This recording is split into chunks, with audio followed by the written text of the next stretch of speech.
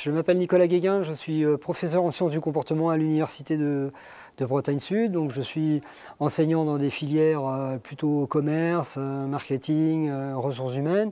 Et en recherche, donc je dirige un petit laboratoire, une petite équipe de 8 personnes spécialisées autour des processus de l'influence sociale, c'est-à-dire qu'est-ce qui pousse les gens à émettre ou produire tel comportement et qu'est-ce qu'on peut trouver comme incitation à changer le comportement. Donc on étudie des choses comme le comportement du consommateur dans les magasins soumis à des odeurs, la séduction, comment également les gens sont sensibilisés à faire des dons, par exemple don d'organes, don du sang, on a beaucoup travaillé là-dessus.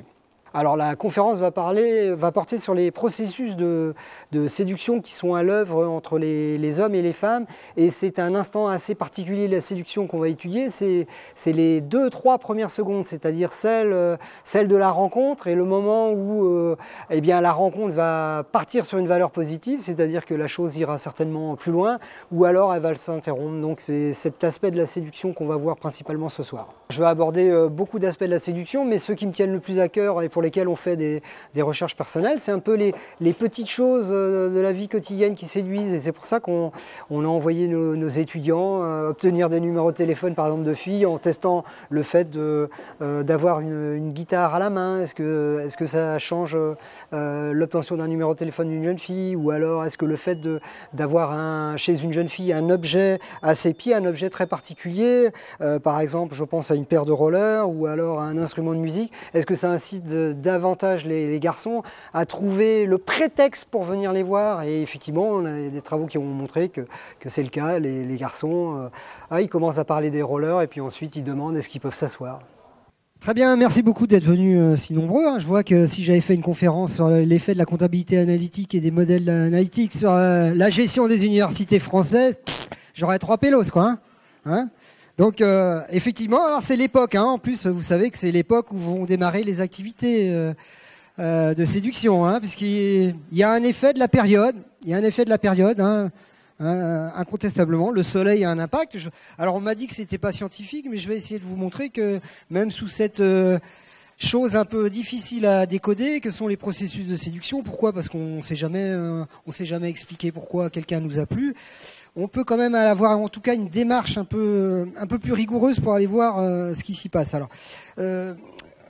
Alors, vous savez que là, en matière de séduction, enfin en matière d'attirance mutuelle, ça intéresse beaucoup de disciplines. Ça pourrait être de la sociologie. Je suis pas sociologue, mais beaucoup de sociologues travaillent sur le choix du conjoint. Qui va avec qui? Et puis, vous verrez qu'il y a des normes profondes. C'est beaucoup plus facile de prédire à quelqu'un d'un milieu social avec qui il va se marier ou vivre sa vie que de prédire la réalité d'une contamination par le virus de la grippe pour un médecin. L'efficacité est supérieure, puisqu'il y a une sociologie forte, des contraintes sociologiques fortes dans la création du couple. Moi, je vais voir cet aspect-là, les facteurs qui induisent l'attirance envers autrui, la beauté, le contexte, les informations sur les personnes, je vais passer ça en revue. La biologie, évidemment, et la physiologie s'interrogent également sur cette problématique. Par exemple, est-ce que les hormones participent à la séduction? Est-ce que les femmes sont plus attirées par des hommes à certains moments de leur cycle, par exemple?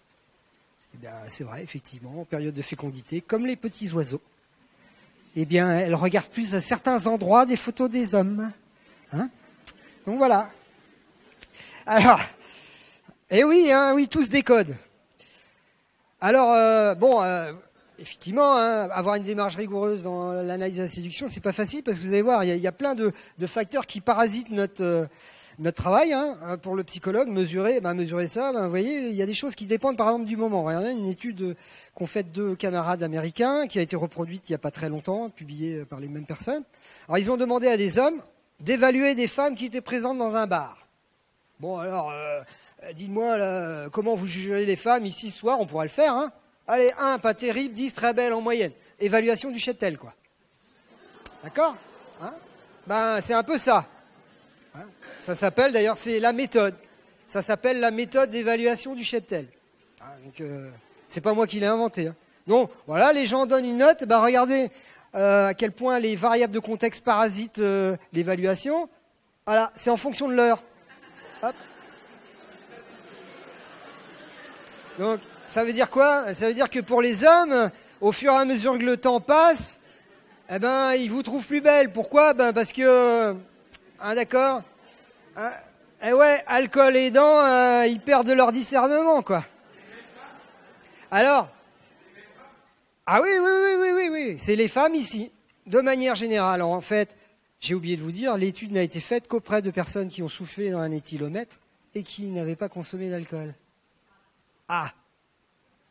Alors, je vous rassure, hein, mesdames, la même chose a été faite chez les femmes et on obtient les mêmes patterns de résultats. Au fur et à mesure que le temps passe, vous trouvez les gens alentour plus beaux, enfin les hommes alentour plus beaux.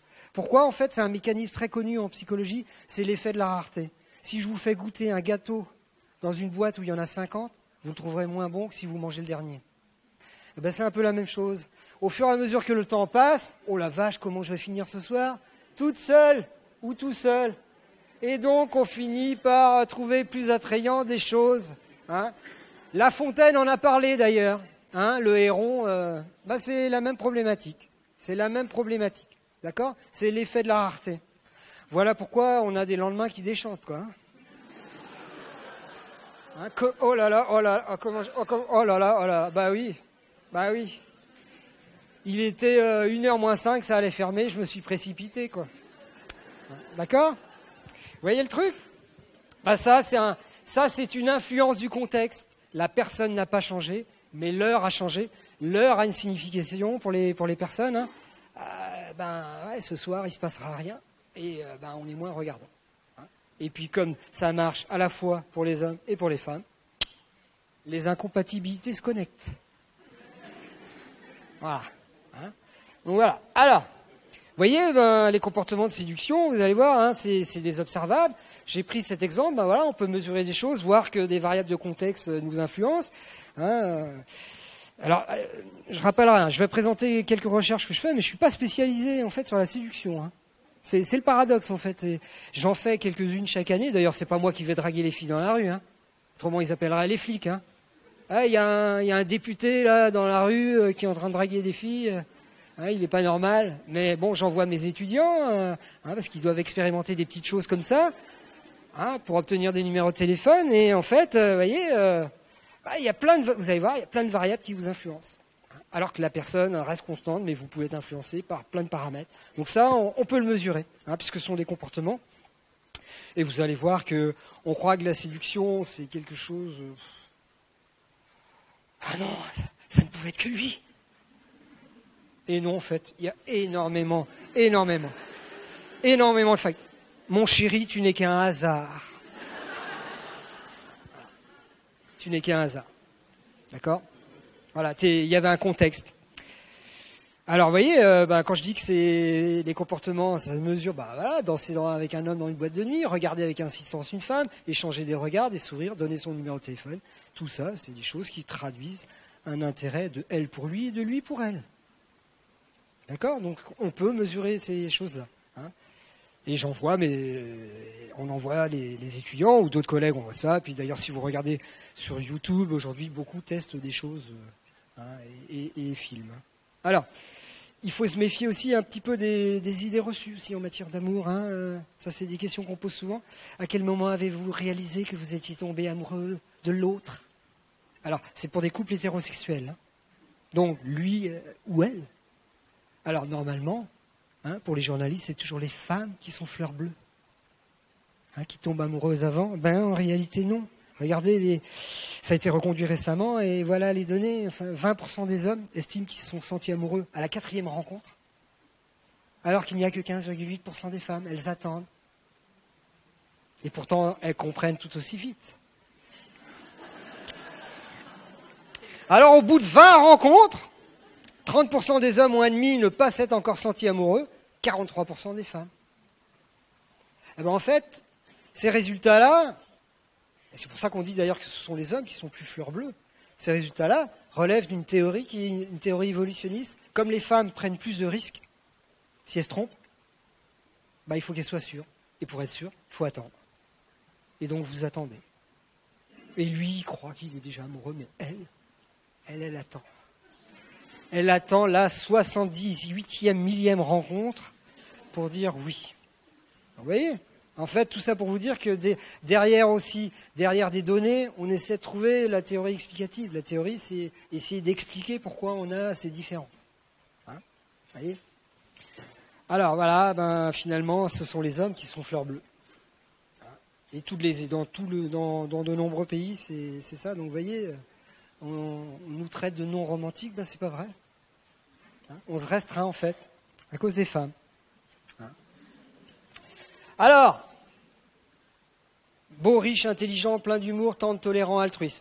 Ça, c'est le mec parfait, ça. Hein, le mec parfait. Voilà. Alors, quelles sont les qualités importantes que l'autre doit posséder? Donc, il y a des approches très méthodologie du questionnaire. Qu'est-ce qui est important? C'est pas tant les réponses, c'est les évolutions des réponses dans le temps qui sont intéressantes. Hein, vous voyez? Alors, il y a une enquête d'un collègue, il est toujours en vie d'ailleurs. Hein, mais ça fait longtemps qu'il le fait, donc c'est les Américains qui font ça, ils font des enquêtes comme ça sur les critères de choix des compagnons et des compagnes, et c'est effectué tous les 5 ans depuis 1939 aux États-Unis.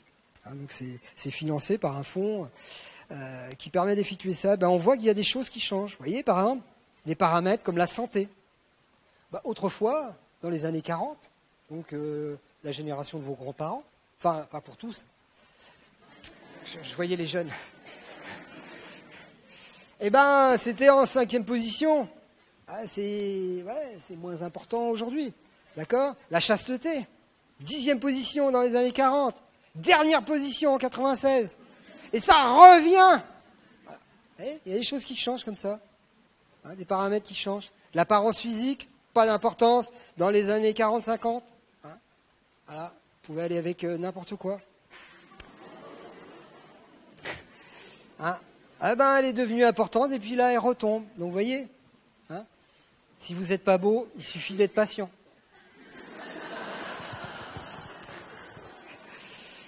D'accord? Alors, il y a plein de paramètres. Et là, on voit également que l'actualité nous influence. Par exemple, depuis les attentats de 2001 aux États-Unis, les réunions intracommunautaires intercommunautaires ont diminué. Et il y a beaucoup plus de relations intracommunautaires, la même communauté d'appartenance. Et depuis les attentats de Paris, on voit le même phénomène en France. Vous voyez, les événements de l'actualité, et pourtant, qui irait penser que le choix du compagnon ou de la compagne est influencé par l'actualité? Hein? Si. Voilà. C'est pour ça il faudra se méfier des gens qui s'appellent Denis, hein, dans les jours qui vont suivre. Alors l'ambition, regardez, l'ambition d'un homme, position intermédiaire pendant très longtemps, c'est une position importante, c'est un critère important. Voilà. Hein. Aujourd'hui, les convictions religieuses, elles ont fortement baissé, elles se renforcent aujourd'hui. D'accord? L'intelligence, hein, intermédiaire avant, c'est une des premières qualités. Vous voyez, donc tout ça. L'intérêt de ces études, c'est de montrer qu'en fonction des époques, ce ne sont pas les mêmes critères qui vont prévaloir. Et aujourd'hui, par exemple, des critères qui, dans ma génération, n'étaient absolument pas importants, de nature religieuse, sont en train de remonter en flèche. Et les composantes intracommunautaires sont beaucoup plus importantes aujourd'hui, alors que j'appartiens à une génération où il y avait beaucoup plus de mélange intercommunautaire, entre communautés. Donc, vous voyez, on est influencé par un paquet de paramètres. Alors, d'ailleurs, il y a une étude qui a été faite, 37 cultures différentes. Vous voyez, une belle étude qui est souvent citée de mes camarades américains, donc faite dans 37 pays, incluant d'ailleurs le nôtre. Et puis on fait évaluer les caractéristiques, le compagnon-compagne. On a réussi à en faire une petite synthèse. Hein. Donc il y a 3 grands facteurs qui sont l'amour, statut et ressources, la beauté et la santé, éducation, intelligence. Voilà. Avec ça, on arrive à résumer 80% des critères qui sont importants dans 37 cultures différentes. Alors on peut même les synthétiser. Je montrerai après, c'était autre chose. Voilà, les femmes recherchent le confort matériel. C'est pas moi qui le dis, c'est eux. Donc les pommes, c'est pour eux, les tomates. Et les hommes, évidemment, la beauté et la santé. D'ailleurs, quand on demande aux hommes de noter leur profil, quand ils recherchent quelque chose, qu'est-ce qu'ils aiment, quel est le premier adjectif pour une femme? Ils sont pas très innovants derrière les hommes. Le premier adjectif, c'est féminine. Et les femmes, en fait, c'est l'humour. Il faut qu'il ait de l'humour. Et chez les hommes, humour de la femme, 27e position. Par contre, aiment rire, 4e. Ils aiment des femmes qui rient, mais de leur propre humour. Évidemment. D'accord ? En fait, chez les hommes, les 3 premiers critères portent sur des composantes physiques. Chez les femmes, les 3 premiers critères portent sur des compétences liées à l'intellect et à des compétences intellectuelles. Hein, puisque pour avoir de l'humour, il faut que ça gamberge aussi. Hein, un peu là-haut. D'accord ? Alors, il y avait par exemple, le désir d'enfant, les garçons, c'est bien ça. Ça plaît. Hein, surtout l'homme qui a déjà eu 2 enfants, 35 ans, 40 ans, le couple n'a pas duré, et puis qui est encore en train d'essayer de reconstruire sa vie. S'il dit, j'ai 2 enfants et j'aimerais bien en avoir un 3e, alors là, c'est le jackpot. Mais alors, si elle dit ça, oh là là, ça baisse. Vous voyez, voilà, il y a les paramètres. Alors, est-ce que les femmes aiment bien les hommes qui ont des désirs d'enfant ? Ben, regardez, j'ai un collègue anglais, cette fois-ci, donc il a fait... Il a présenté des photos et on voyait que l'homme était seul, hein, il était en interaction avec un enfant, il faisait des travaux ménagers, il aidait une personne âgée, le gars bien quoi, hein, ou il s'approchait d'une voiture familiale ou d'une voiture de sport. La voiture de sport étant celui qui possède tout ce qui est nécessaire pour être matériel. Et puis on demandait qu'est-ce qui était bien pour une rencontre durable ou pour une courte durée, pour ce soir ou pour la vie. C'est-à-dire, voilà, hein, bah regardez, hein, voilà, lorsque l'homme participe à une tâche ménagère, aide une personne âgée, cela augmente l'attrait comme partenaire pour le mariage uniquement. C'est pour le long terme. Mais, voiture de sport, ça c'est pour ce soir. D'accord, hein? Au moins il va m'accompagner à la maison, je ne serai pas dans une vieille 205 qui fait du bruit, qui sent le gasoil. Vous voyez? Hein, donc, selon, il y a des choses qui plaisent pour le plus ou moins court ou moyen terme, hein, ou long terme. Voilà. Alors, par exemple, des études ont montré qu'un homme qui interagit avec un enfant, quand on le fait évaluer en échelle de beauté, 0 moche, 20 très beau, et ben il est plus beau. Il est plus beau. Donc vous voyez, on pourrait faire un business d'ailleurs, faire de la location d'enfants. C'est un truc à creuser. Peut-être que ça existera un jour. Hein. Il y a plein d'autres choses qui se louent. Hein, pour la drague, par exemple des animaux domestiques. Ça se fait en Australie notamment. Alors, est-ce que les femmes jeunes remarquent des caractéristiques chez des garçons qui s'intéressent aux enfants? Alors, ça, on l'a fait à Vannes il y a très longtemps. Hein, ça fait plus de 12 ans. Alors, c'était un garçon de 22 ans, un étudiant, qui était sur une terrasse de café, et puis une jeune femme qui se fait passer pour sa sœur. Alors, comment elle se fait passer pour sa sœur? Eh ben, il parle fort. « Oh, ma sœur, oh, mon cher frère. » Bon, ok. Et elle venait avec un bébé dans une poussette. Et on avait dit aux gamins, donc ça a été répété un certain nombre de fois, puisqu'ils l'ont répété 180 fois, hein, dans 2 conditions. Soit il interagissait beaucoup avec l'enfant, il faisait des bisous, il jouait avec lui, enfin, une grande partie de l'interaction sociale qu'il mobilisait était avec l'enfant, ou alors il s'en désintéressait complètement et il ne parlait qu'avec sa sœur. Et puis, voilà, la sœur part avec l'enfant, et puis le garçon de 22 ans, hein, qui était un étudiant en commerce qui n'avait pas peur des interactions sociales, eh ben, il a essayé d'avoir le numéro de téléphone des filles qui étaient autour.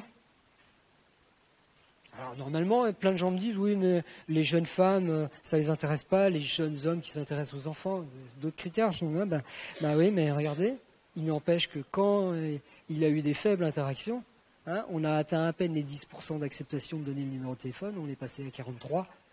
Lorsqu'il a interagi avec l'enfant. Et puis on a remarqué également plein de choses étranges. Lorsque les jeunes filles ont été interrogées par la suite, elles se sont souvenues de plus de caractéristiques du garçon. Il était habillé comme ça, il avait des cheveux comme ça, il avait les yeux comme ça, il avait des lunettes, il n'avait pas de lunettes. Elles sont souvenues, donc elles l'ont observé beaucoup plus longuement. Donc si elles ont mobilisé ces comportements d'attention particulière à son endroit, c'est que c'est son comportement vis-à-vis de l'enfant qui l'a affecté.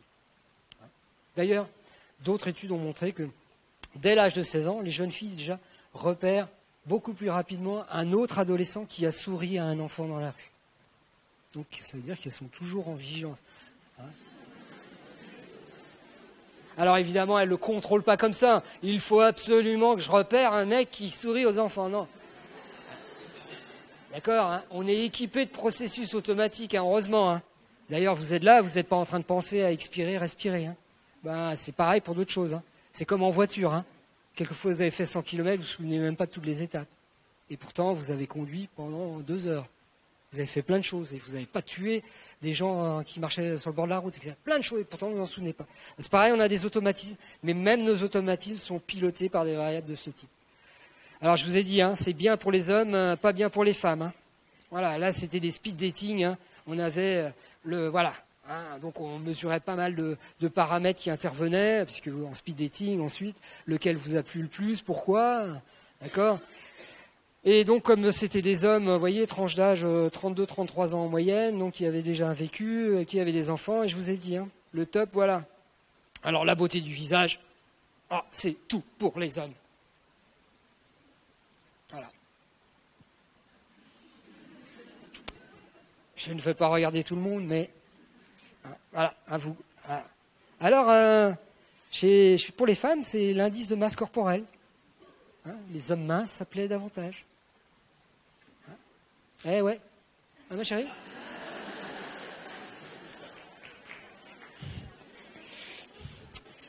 Alors, je vous ai dit, avoir des enfants pour une femme et le désir d'en avoir d'autres, oh là là, ça s'avère extrêmement préjudiciable.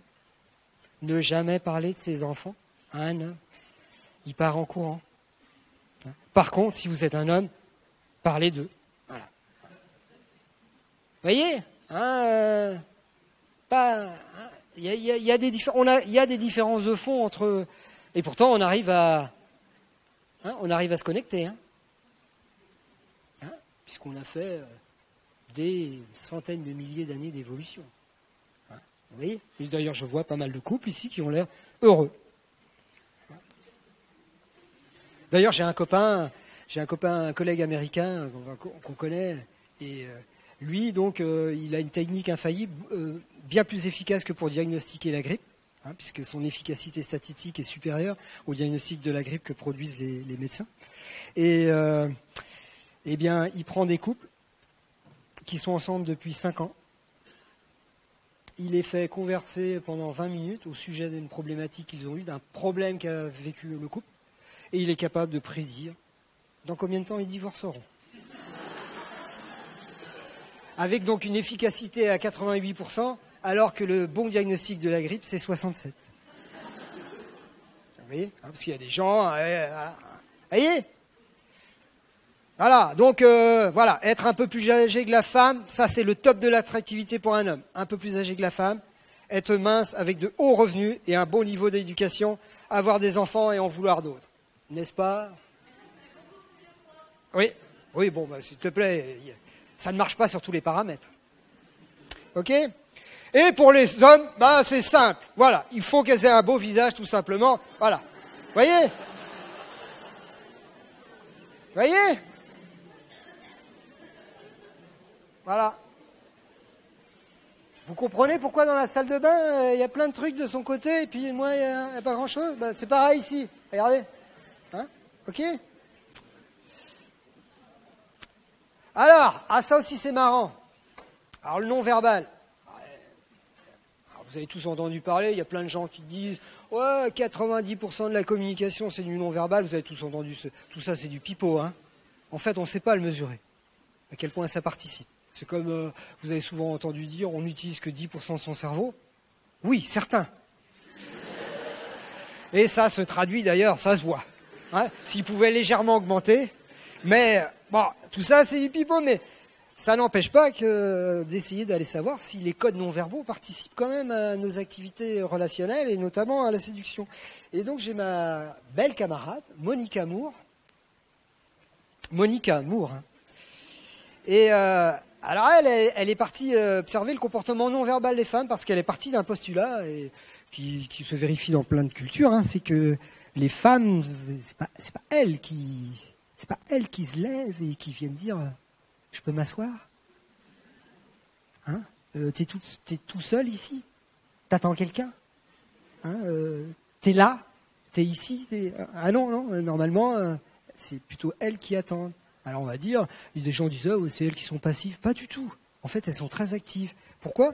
Parce qu'elles émettent des codes non verbaux. Alors Monique Amour, elle a essayé d'aller voir ça et d'aller voir quels étaient les facteurs prédictifs. Parce que il y a des femmes qui sont dans un bar de célibataires. Et il y en a certaines qui vont être abordées par un homme ou pas.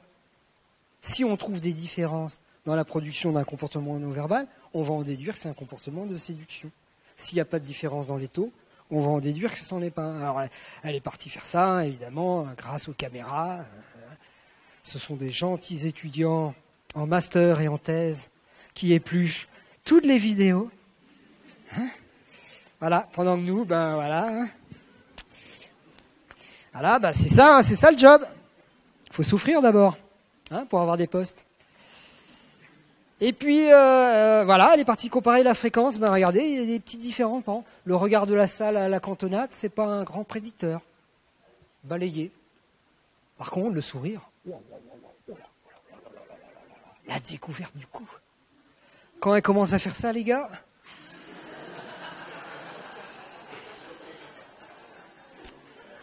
c'est un prédicteur. La tenue penchée. On sait bien pourquoi, pour mettre en avant la poitrine. L'inclinaison de la tête. Oui, une horloge comptoise. Bascule de la tête. Beaucoup de choses avec la tête. D'accord?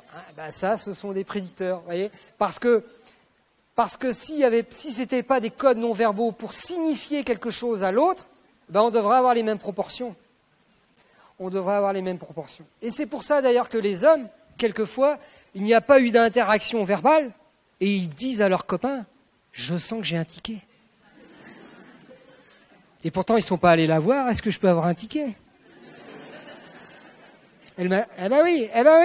Vous voyez le truc? Et en fait, je sens que j'ai un ticket, enfin, il sent qu'il y a quelque chose, parce que lui, elle a l'émetteur de codes non verbaux, et lui, normalement, si tout va bien, il a le récepteur. Alors, quelquefois, certains se trompent, hein, surtout après une demi-bouteille de vodka, c'est sûr. Hein, mais bon, de manière globale, ça fonctionne. Vous voyez? Hein, donc ça, ce sont les codes non verbaux. Et les femmes en émettent en permanence. Et en fait, elles apprennent à les émettre. Parce que quand on compare le comportement des gamines de 15 ans, elles en émettent 4 fois moins pour dire à un mec, viens ici mon petit coco, tu me plais. Enfin, c'est traduit en non-verbal. Hein. D'accord? Excusez-moi, je ne suis pas un grand spécialiste de la traduction non-verbale. Voilà. Hein, et en fait, à 15 ans, Monique Amour a montré que les femmes de 23 à 24 ans étaient bien plus performantes. Elles en émettaient beaucoup plus dans la variabilité et dans la densité. Pourquoi? Parce que c'est un apprentissage, la séduction. C'est un apprentissage, la séduction. D'ailleurs, vous avez vu le sourire. Est-ce que vous pensez que les femmes sourient plus que les hommes? Eh bien, je vais vous répondre comme un politicien, ça dépend. Je vais faire comme François Hollande. Alors, il ne répond pas non plus, c'est vrai. Il répond à côté. Alors, en fait, c'est vrai et c'est pas vrai. Quand on regarde les courbes de sourire, par exemple, sur les photos, c'est un collègue américain qui a fait ça, il a demandé à ses étudiants de rapporter des photos de famille. Et il a fait ça pendant des années. Et de tout âge. Des enfants qui ont pris la pause et des adultes, puisque ça allait jusqu'à 80 ans. En fait, jusqu'à l'âge de 13 ans, garçons et filles sourient dans les mêmes proportions et avec la même amplitude. Et à partir de 13 ans, les mecs commencent à faire la gueule et les filles commencent à accentuer encore plus leur sourire. Et ça dure jusqu'à la fin de la vie. Vous voyez? Donc, en fait, c'est un apprentissage. Comme ça fait partie, c'est un code émotionnel qui signifie beaucoup de choses, les femmes le conservent parce qu'elles ont compris la symbolique qui est derrière. Pour les hommes, non, il faut faire le dur. Voilà, puis le sourire, ça fait un peu niais. Mais ça ne le fait pas pour les femmes. Ça fait partie du code. Voilà, et puis vous voyez, vous le retrouvez là. Vous le retrouvez là. C'est un outil de séduction. D'accord? D'ailleurs, vous allez voir que, alors, Ah, autre code non verbal. Ça, je l'avais testé avec des étudiants. C'est un peu plus récent. Ça fait 8 ans ou 9 ans, je crois. Donc, c'était pour obtenir le numéro de téléphone. Alors, c'est un jeune homme qui abordait des jeunes filles. D'ailleurs, j'ai oublié de vous dire, hein, en envoyant mes étudiants sur le terrain, comme ça, chasser du numéro de téléphone, ben, il y a eu des vraies histoires d'amour. Et il y a des petits. Maintenant, il y a des petits qui sont nés de cette histoire d'amour. Vous voyez, hein? Ah ouais, moi j'ai trouvé des trucs pour que des gamins payent ma retraite. Hein? Alors, donc ils essayaient d'aborder la jeune fille dans la rue, et puis bonjour, alors voilà comment ils faisaient. Bonjour, je m'appelle Julien, il s'appelait pas Julien, hein. Mais on a pris tu es vraiment très mignonne, tu sais, je suis en retard pour mon travail, mais est-ce que tu accepterais de me donner ton numéro de téléphone, et puis je pourrais te rappeler, puis on irait prendre un pot ensemble, et discuter pour faire connaissance. Qu'en dis-tu?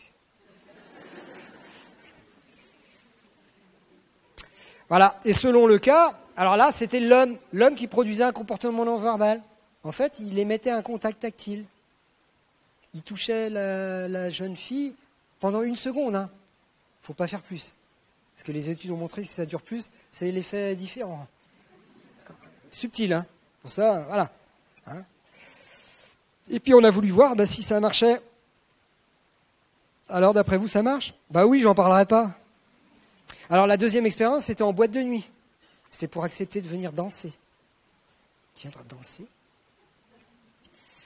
D'accord? Pareil, voilà, 1 à 2 secondes, hein, toucher sur l'avant-bras. L'avant-bras aussi, hein, on sait que on ne touche pas n'importe quelle zone du corps. Hein? Non mais il y en a un qui a des ennuis là-bas à Paris. Moi j'ai jamais dit ça, j'ai dit c'est l'avant-bras. On se trompe pas. Bon, je veux bien croire qu'il ait fait un bac littéraire et qu'il ait pas de connaissances anatomiques, mais quand même. D'accord? Alors regardez. Le pas de toucher c'est en noir, accepter de danser, et en blanc, c'est avoir un petit contact tactile. D'où l'expression, il était très touchant. Il m'a beaucoup touché, j'ai été très touché par ses attentions, etc., etc. C'est pas pour rien en fait qu'on l'a dans le langage. Hein? C'est un regard qui en dit long. Hein, on a plein d'expressions comme ça sur le non-verbal. Bon, j'en parle pas de ça, hein, mais voilà, exclusivement de ça. Mais vous voyez, hein, ça a un impact. Voilà, il faut pas grand-chose. Hein? Il suffit de ne pas avoir les mains moites. Alors, un bon contact. Alors, les filles aussi, regardez. Ça aussi, on l'avait fait avec les jeunes filles. C'était une jeune fille qui était à une table d'un bar, et puis elle faisait semblant de ne pas réussir à mettre une clé dans un anneau de trousseau de clés. Très dur, en fait. Alors, ce qui est bien, c'est d'en mettre un soudé, comme ça le garçon, il n'arrivera pas à mettre non plus. D'accord? Alors, donc elle va voir, excuse-moi de déranger, j'arrive pas à remettre ma clé dans mon trousseau, puis c'est important, je voudrais pas la perdre, j'ai pas de poche, en plus les filles n'ont pas de poche. Hein. Et alors elle demande l'aide d'un garçon, hein, voilà, un costaud, hein, certains n'y sont pas parvenus d'ailleurs. D'accord? Et puis là, elle remercie, puis tout en remerciant, en prenant la clé, hop, elle allonge les doigts et puis elle touche un peu le bout des doigts du garçon. Du bout des doigts. Voilà. Et puis la jeune fille retourne à sa table et en fait, on a observé le comportement du garçon. Vous voyez, quand il a été touché, il va se relever lui et il va essayer de venir parler à la jeune fille. Et puis quand il l'a pas fait, il a quand même passé plus de temps à la regarder. Et donc, voilà, c'est un code non verbal, le toucher, ça signifie quelque chose. Hein, il y a eu un contact, au vrai sens du terme. Le contact génère d'autres contacts. Ok? Hein? Donc voilà, hein, ne pas garder vos moufles. Alors, ça aussi, c'est une expression. De toute façon, j'ai vu dans ses yeux que c'était lui. Ou c'était elle. Ah non, il regardait comme ça. Ouais. Alors regardez, par exemple, vous vous demandez pourquoi dans les publicités, vous avez toujours l'impression que la personne vous regarde. Qu'est-ce qu'il me veut, lui? Attends, mais arrête! D'accord? Sur le panneau 4x3, là. Parce qu'en fait, ça a une incidence. Regardez, par retouche numérique, on a fabriqué des photos qui permettaient de faire croire que le sujet vous regardait dans les yeux ou pas. d'accord, hein, très connu par les graphistes. Là. Et puis on faisait évaluer les hommes, donc c'était une photo de femme, et ils devaient évaluer, voilà, j'apprécie très fortement. D'accord. Ah ben voilà, c'est pareil, quand elle le regarde, il apprécie déjà plus. Il la trouve même plus belle, parce qu'elle le regarde.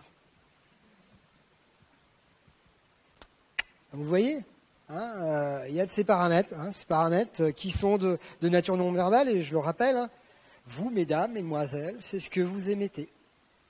Parce que il en existera toujours des filles qui viendront aborder résolument « Salut mec, je peux m'asseoir ». Enfin, je peux vous dire que je ne l'ai jamais vu, à titre personnel. Je l'ai jamais vu, mais bon, on peut supposer que sur 7 milliards d'habitants, c'est déjà arrivé. D'accord, mais vous admettez que c'est rare. Hein, d'accord. Ben ouais, mais vous savez ce qu'il faut faire. Vous savez ce qu'il faut faire. Hein, vous avez les codes, et ces codes sont non-verbaux. Alors la taille de la pupille aussi. Pourquoi vous aimez les bébés? Parce qu'ils ont des grosses pupilles. Pourquoi vous les trouvez tellement beaux? Parce qu'ils ont des grosses pupilles.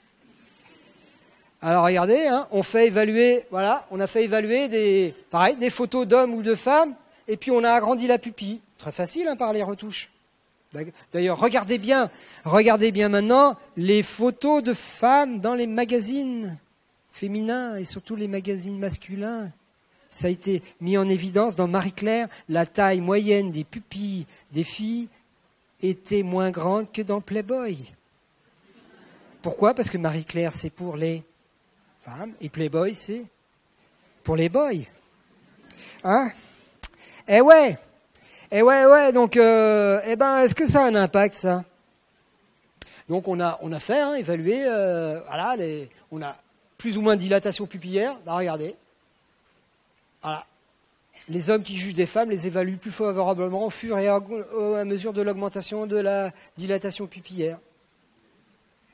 Oui? Vous essayez de piquer du produit à l'ophtalmo la prochaine fois?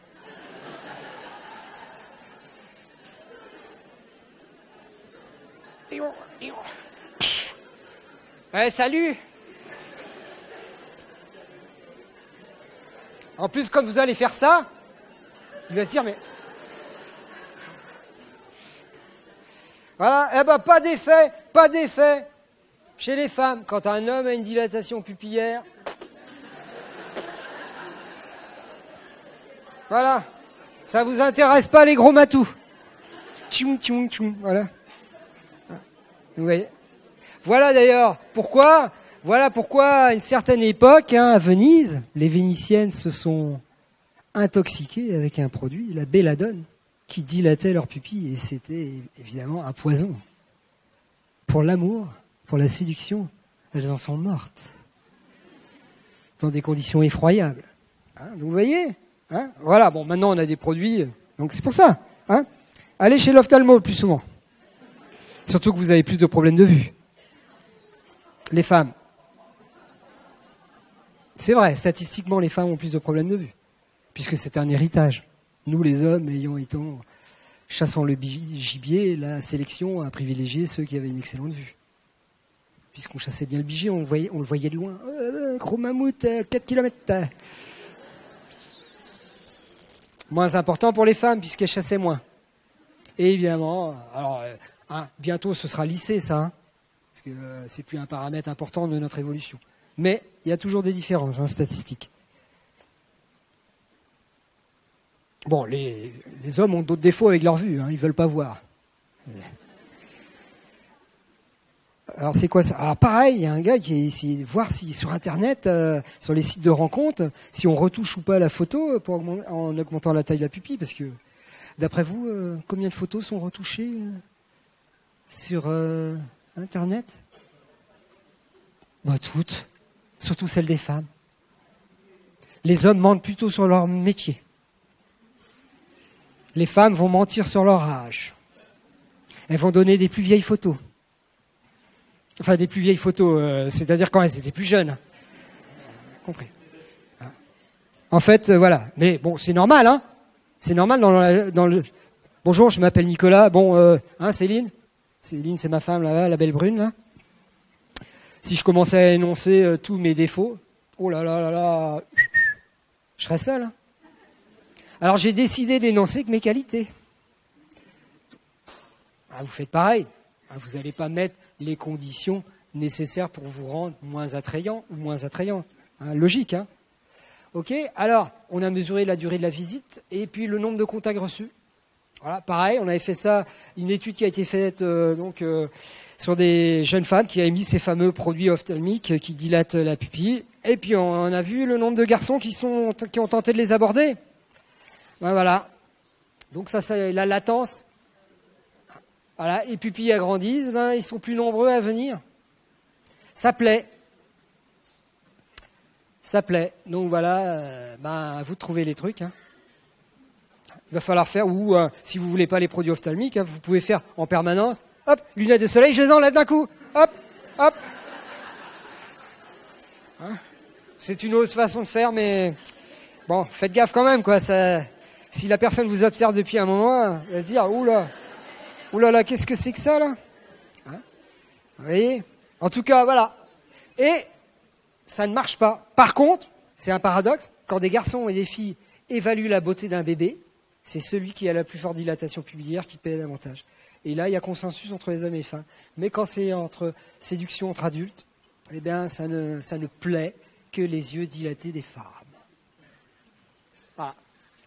Alors pourquoi, hein, vous voyez aussi ces petites choses, hein, qu'on étudie. Pourquoi? Alors, il y a une théorie qui dit en fait que ça donne un visage plus enfantin. Plus enfantin. Alors, ne vous méprenez pas. Hein. C'est un trait. En fait, c'est un trait de jeunesse. Et en fait, les hommes dont l'évolution les pousse à se reproduire pour disséminer leurs gènes, eh bien, rechercheraient des qualités démontrant que l'âge est beaucoup plus précoce et donc que vous êtes plus fertile.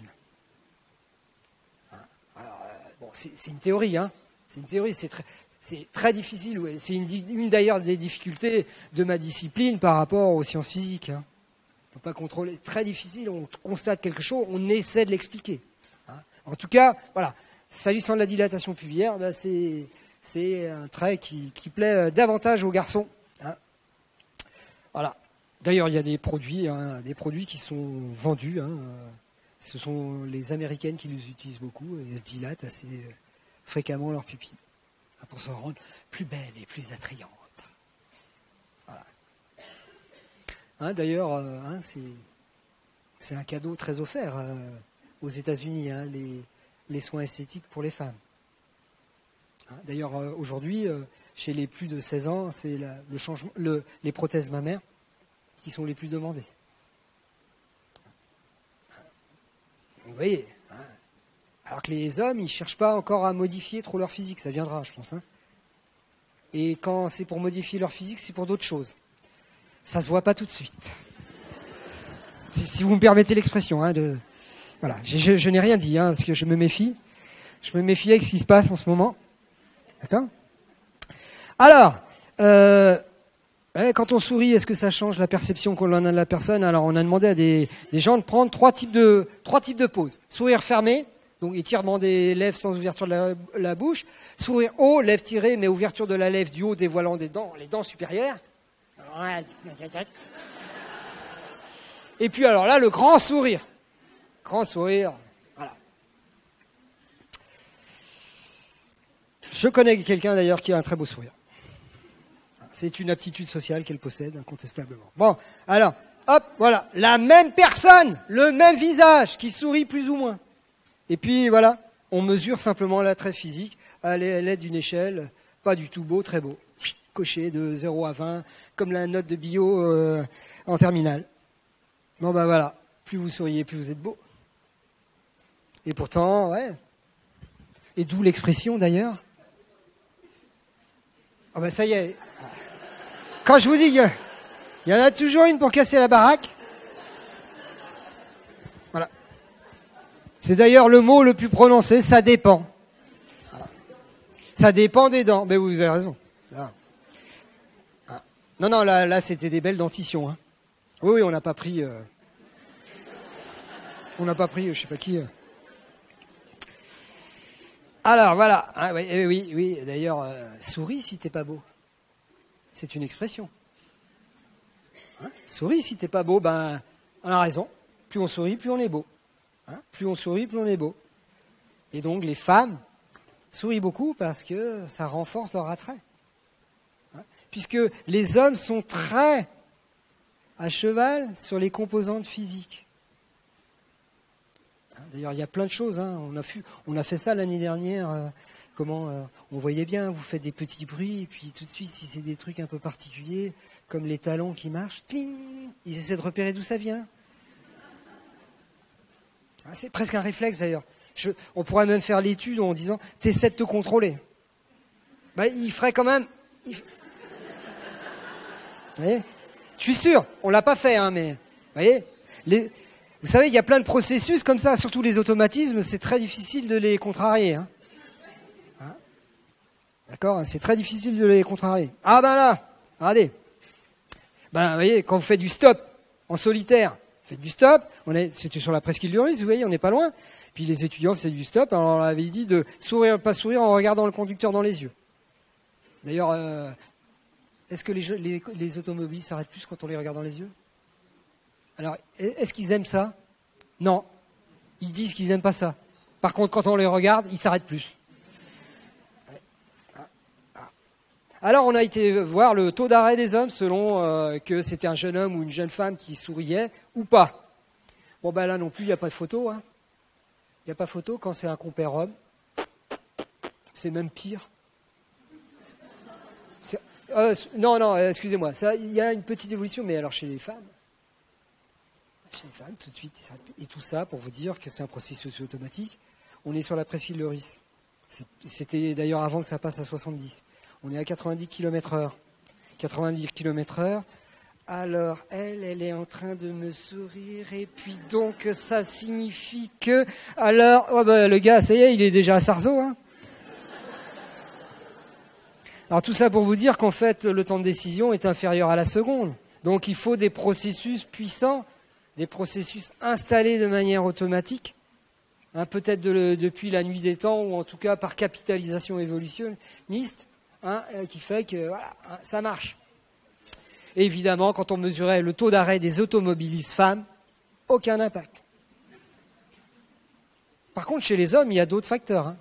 Les garçons, si vous voulez être souvent pris en stop par les femmes, je vous conseille de faire du stop avec un bouquet de fleurs dans la main.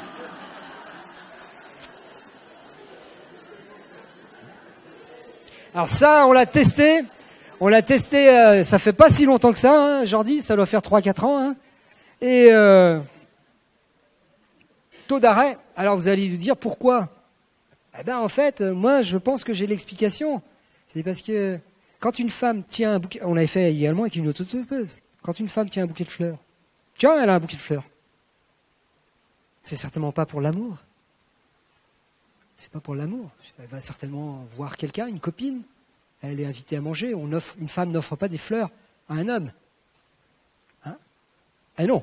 Moi, je dis toujours à ma femme, pas de fleurs pour moi. Je préfère des tournevis Facom. D'accord ? Mais, chez l'homme, sympa.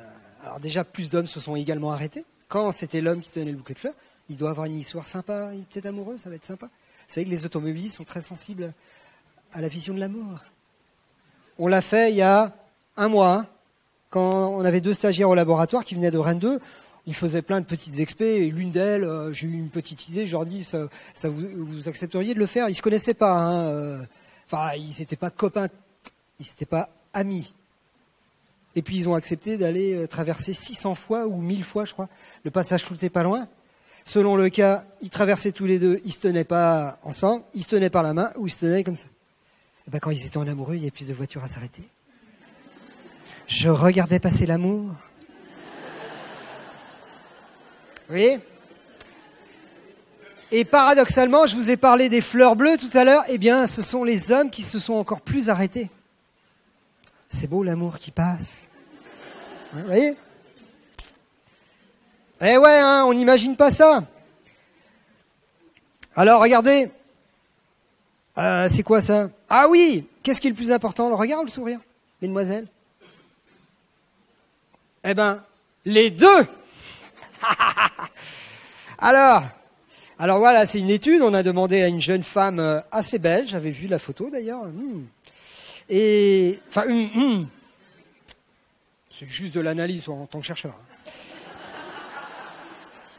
Et donc, on lui avait dit de sourire, pas sourire, et d'accompagner ça d'un regard ou pas. Et puis dans un autre, rien. Et puis on a mesuré le nombre d'hommes qui sont venus l'aborder. Et ben là, vous voyez, on passe de 0 à 60%. Vous voyez les amplitudes différentielles comportementales?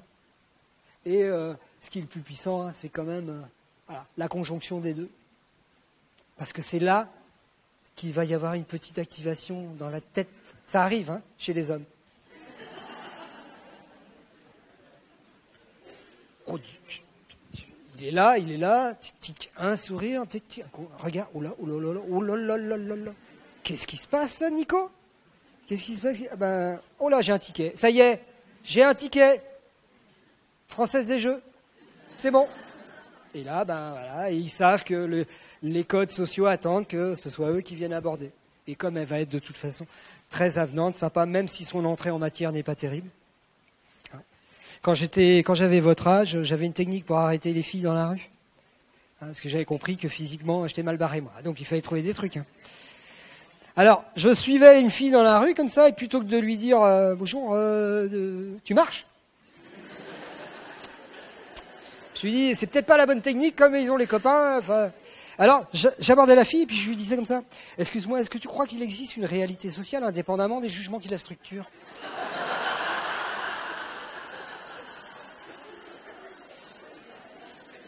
Alors, j'ai pas vu une fille qui se soit pas arrêtée et qui a dit, quoi? Qu'est-ce que tu dis là? J'ai pas compris. Bon, j'allais pas non plus draguer à la sortie du concours de l'agrégation de philo, hein. D'accord? Parce que là, normalement, elles m'ont répondu tout à fait. Tout à fait. La réalité n'est qu'une construction. Ah mais bon, voilà. Vous voyez? Eh ben, les hommes, c'est un peu pareil. Il faut trouver des trucs. Il faut trouver des trucs. Bon, si je dis ça, c'est parce que mon entrée en matière était un peu singulière. Mais il ne faut pas non plus qu'elle soit trop problématique. Hein. Les filles disent toujours, bah, j'aimerais bien qu'ils soient un peu plus originaux. Ouais, salut, t'es assise là? Non, je suis debout sur une chaise. En position pliée.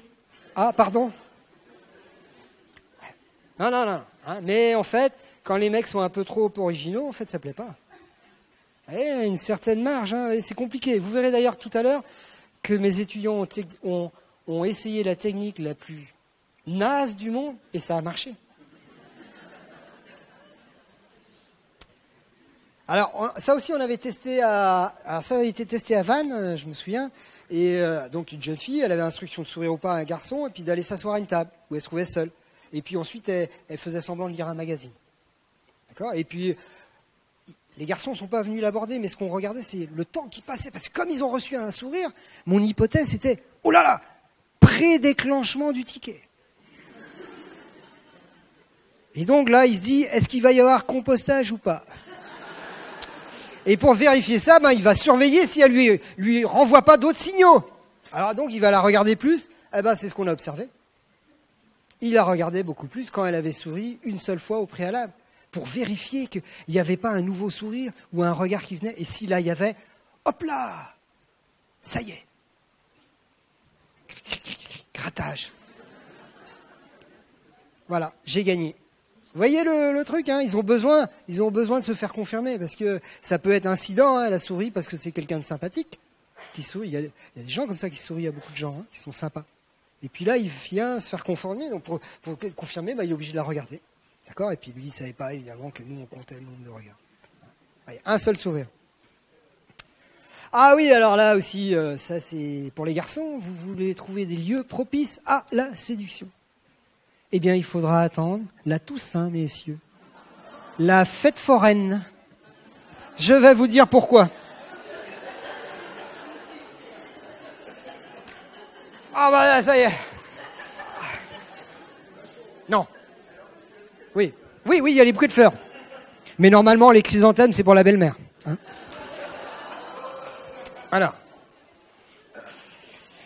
Alors, regardez. Alors non. si je vous conseille d'aller draguer, c'est dans les endroits qui ont fait un petit peu peur, qui suscitent des émotions, hein, des activations émotionnelles. Alors, ça, c'est donc une étude canadienne.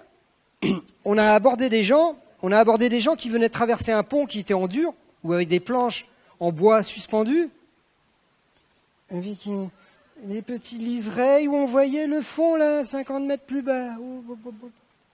D'ailleurs, qui souffre le plus du vertige, les hommes ou les femmes? C'est les hommes. C'est les hommes, tout à fait. Tout à fait. Hein. D'ailleurs, chez les pompiers, que je connais un petit peu, ben, ceux qui ne passent pas le test, chez les filles pompiers, il y en a beaucoup plus qui réussissent le test de la grande échelle 35 mètres déployée que des garçons. Hein, c'est d'ailleurs un problème, hein, parce que c'est en train de s'accentuer. Donc, alors il est là, le pont dur, pas de problème. Mais le pont suspendu, c'est du bois, oh là là, activation. Et puis là, au bout du pont, eh ben, il y a une jeune femme ou un jeune homme, hein, on a alterné, et qui, sous prétexte d'une étude sur l'expression artistique, leur demande de répondre à une enquête. Excusez-moi, c'est accepterait de répondre à une enquête? Voilà, puis ils répondent. Puis là, la personne leur dit, elle lui donne le numéro de téléphone en disant, vous pourrez m'appeler si vous voulez avoir les résultats de l'enquête. Ah oui, j'ai que ça à faire. D'accord? Et puis en fait, ce qu'on a mesuré, c'est combien d'hommes ont appelé. Et on a voulu voir si les émotions vécues s'il s'est passé quelque chose dans l'émotion était telle que... Oh, c'est elle. Eh bien regardez, c'est effectivement ce qui s'est produit. Quand ils ont vécu une forte émotion, eh bien, ils ont été plus nombreux à rappeler. Parce qu'ils ont associé l'émotion indirectement à la vision de la personne. Mon petit cœur bat, c'est parce que j'ai la trouille, mais comme il ne croit pas que c'est la trouille, c'est parce que c'est elle. C'est elle. Vous voyez? Alors d'ailleurs, regardez, j'ai des camarades, pareil, ils sont partis voir des couples qui allaient au cinéma. Hein? Des amoureux qui vont au cinéma. Alors hop, comment ils savent qu'ils sont des amoureux? Quand ils sont en train de faire la queue au cinéma, ils sont enlacés, ils se font des petits bisous. C'est la traduction des amoureux. Ok? Et puis, on évalue leur comportement avant et après le film. Et puis, il y en a certains qui sont allés voir un film à fort ou à très faible suspense. Les Dents de la Mer. Et puis, ils ressortent du cinéma, puisqu'on n'a pas le droit d'y rentrer, hein, on rentre et on doit en sortir. Hein. Et puis là, on les a observés à nouveau. Qu'est-ce que c'est ça, là? Oh. C'est encore les étudiants qui ont fait la blague, là? Eh bien, regardez, quand ils ont vécu un film à fort suspense, eh ben, ils se font plus de petits bisous, alors qu'avant, il n'y avait pas de différence.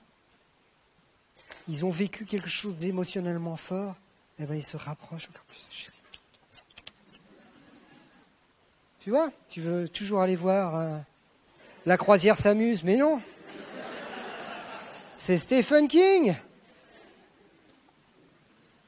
Les émotions fortes, en fait, favorisent ça. Et donc, il y a des études qui ont montré que quand vous abordez des jeunes filles à la sortie des manèges à sensation des fêtes foraines, hein, les trucs, la boule qui descend, vous prenez 4G, vous les entendez crier derrière les filles, surtout les filles, elles crient. Eh ben, ça marche, c'est le ticket gagnant à la sortie. Enfin, hein, en prenant un peu de recul quand même, hein, parce que... C'est jamais. C'est jamais. D'accord? Ok, vous voyez, les attractions terrestres, voilà, les rangers kamikazes, les spinballs, tout ça, là, tout ce qui fait crier, qui fait peur. Voilà, on demande le numéro de téléphone, proposition de prendre un verre. Voilà. Elles sont plus nombreuses lorsqu'elles viennent de vivre une émotion forte. Ah oui. Voilà. Donc, vous savez ce qu'il faut faire, hein? Terminer les tournois de belote, hein, les gars. Allez, cet été, moniteur en canyoning et autres, hein? D'accord? Alors, ouais, on dit toujours que C'était un copain qui m'a dit ça. Oh, les femmes belles sont inabordables. C'est pour ça que j'ai jamais essayé d'en aborder. Putain, il dit ça devant sa copine.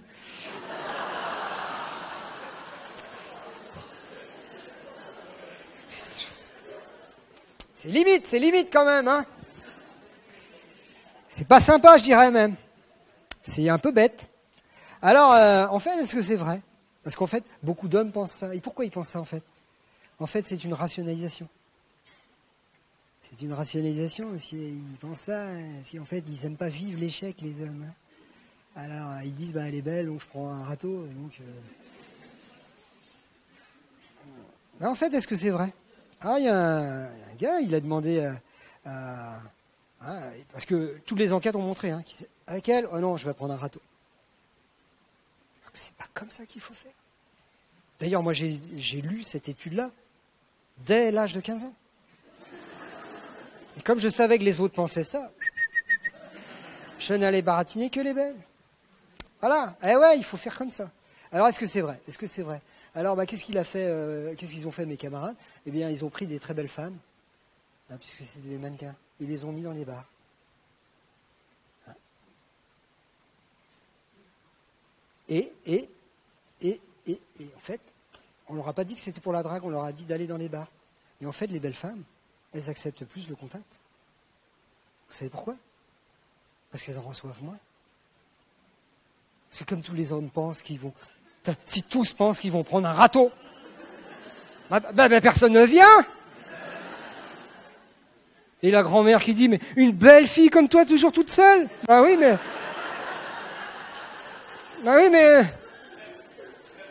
Mais oui, mais mamie, donne-moi un cutter. Eh ouais, voilà. Il y a plein, voilà, il y a plein de mécanismes comme ça en psychologie, c'est connu. Hein. C'est comme la dilution de responsabilité. C'est pour ça que quelquefois vous venez, il y a 3-4 personnes, quelqu'un est en train de faire un malaise, personne ne fait rien, parce qu'ils sont tous en train de se regarder, ils disent il faut faire, mais comme aucun ne sait, bah là c'est un peu pareil. Hein. Elle est là, mais personne ne vient. Bah oui, parce que lui il pense, oh je vais me faire jeter. Oh bah je vais pas, bah ouais je vais pas, bah, personne ne vient. Et pourtant, elles acceptent plus facilement le contact. Vous voyez? C'est bête, mais c'est comme ça. Hein, c'est une croyance qui est totalement infondée. Bon, il ne faut pas non plus renverser la tendance. Il faut laisser à ceux qui ont compris ça le soin de profiter du créneau. D'accord? Voilà, mais en fait, c'est parce qu'ils ont peur. Les hommes n'aiment pas essuyer une rebuffade. C'est pour ça d'ailleurs que les femmes qui mettent un objet très particulier à côté d'elles, on avait fait ça à Lorient notamment, paire de rollers, ballons de basket à leurs pieds, et puis elles attendaient à des bancs publics, arrêts de bus, terrasses de bar, et bien, il y a plus d'hommes qui viennent les aborder. Parce qu'ils ont un prétexte en fait. Ouais, tu fais du basket? Ouais, moi aussi j'en ai fait, ouais. Ouais, j'en ai fait, ouais. Ouais, je fais 1m50, mais j'en ai fait. Ouais. Ah ouais, tu joues de la guitare? Ouais, moi aussi, ouais. Ouais, tu sais faire un accord de do, quoi. Oui. Mais voilà, le mec c'est un spécialiste. Eh ben, parce qu'en fait, il a un prétexte. Et puis après, la moindre chose, on avait même vu que des jeunes filles qui avaient 3 petits bracelets fluorescents, il y avait plus d'hommes qui venaient les aborder. Ah, t'as trouvé où les bracelets? Et puis après, tu viendras boire un pot. Enfin, vous voyez. En fait, ils aiment bien avoir un prétexte. Parce qu'ils ne savent pas comment meubler les 3 premières secondes. Et ils ont peur de passer pour des idiots. Et c'est pour ça qu'ils ne viennent pas. Voilà. Les 3 premières secondes. 1, 2, 3. C'est à toi les rollers? Mais j'ai pas de rollers. Non, mais...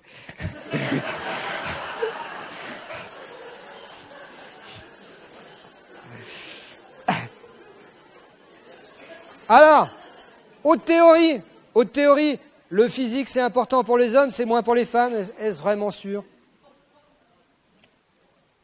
Alors pourquoi je dis ça moi? Alors on a présenté des photographies de corps nus, ou des photos d'art à des étudiants ou à des étudiantes mariés, ou engagés dans une relation sérieuse. Voilà. c'est aux États-Unis. Il est très fréquent qu'il y ait des étudiants âgés là-bas. Les Américains se marient beaucoup plus jeunes que vous. Et puis, voilà. Et puis, on montre des photos. Alors, pour les hommes, c'était des photos de Playgirl, des belles filles. Pour les femmes, pardon, des photos d'hommes du magazine Playgirl, donc des beaux mecs. D'accord? Et pour les femmes, pour les hommes, des photos de femmes du magazine Playboy. Vous avez compris, quoi. Non, mais moi, je suis abonné aux Chasseurs français, alors c'est pas facile.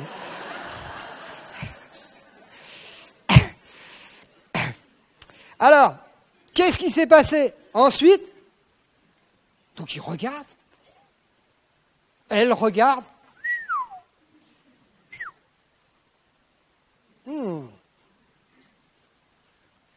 Et puis après, on leur demande de juger leurs compagnons. Puisque, je rappelle...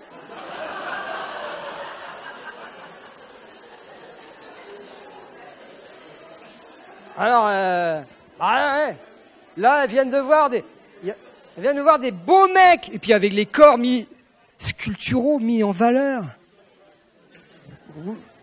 Oui, mais enfin, il y a une réalité, ils sont là. Et puis là, il y a l'autre, là. Hein? D'accord? Hein, qui s'est mis à consommer un peu plus d'eau de houblon, là, depuis quelques mois. Eh bien, regardez, les hommes jugent leurs compagnes moins belles quand ils ont été exposés aux femmes de Playboy. Chez les filles, aucun effet.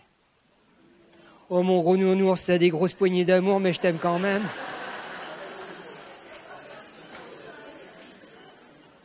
Alors que lui, tu te laisses pas aller là, depuis quelque temps? Pourquoi? En fait, c'est l'obsession du physique chez les hommes qui pilote toute une activité de jugement. C'est un critère extrêmement important. D'ailleurs, c'est ce qui fait la richesse du marché, la cosmétique. Les dépenses entre les hommes et les femmes ne sont pas les mêmes. Ok? Ah! Alors la couleur des cheveux auprès de ma blonde, tiens. Est-ce que vous pensez que ça a un impact? Alors c'est marrant les cheveux. Alors on a demandé à des étudiants, garçons, ce qu'ils préféraient comme couleur des cheveux chez une femme. Et on a demandé à des étudiants de dire ce qu'elles estimaient de la couleur des cheveux préférés des hommes. Et on va voir s'il y a connexion. Si eux aiment ce qu'elles-mêmes pensent qu'ils aiment. Vous avez suivi? Bon, les blondes, si elles n'ont rien compris, c'est pas un problème. Alors, regardez, voilà. Ben voilà, ah bah tiens, ah bah dis donc, bah en fait c'est les brunes. Quand les hommes, on leur demande, bah ils préfèrent les brunes. Alors évidemment, les blondes sont bien classées aussi, mais voilà. Bon bah ça, c'est ce que disent les hommes. Ah mais que pensent les femmes? Oh là là là là.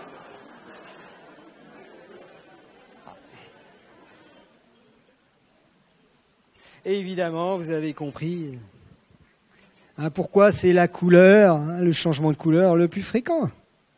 D'ailleurs, c'est lié à une rareté. Si les cheveux bruns avaient été les cheveux de femmes les plus rares au monde, c'est la couleur brune qui serait utilisée. Mais il a bien fallu trouver celle qui était la plus rare pour que l'industrie cosmétique en fasse un code. Un code que l'on veut aborder. D'accord? Donc vous voyez, en fait, les femmes se trompent un peu. Alors, mais c'est là qu'intervient un autre processus. C'est pas parce qu'on demande aux hommes ce qu'ils préfèrent que c'est vrai. Parce que les femmes sont tellement menteuses qu'on ne peut même pas croire le contraire de ce qu'elles disent. Mais les hommes, c'est pas moi qui l'ai dit.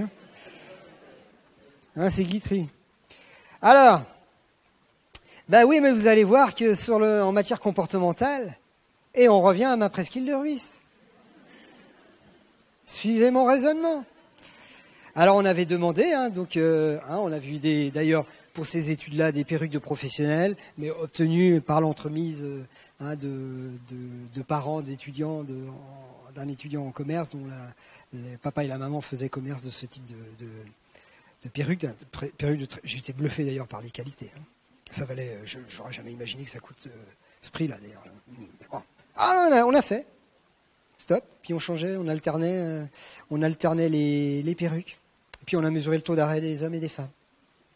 Alors on n'a pas pu mettre, c'était des cheveux longs, on n'a pas mis des perruques à des hommes. Hein. C'est uniquement une autostoppeuse. Ah bah il n'y a pas photo, hein. Quand elle est blonde.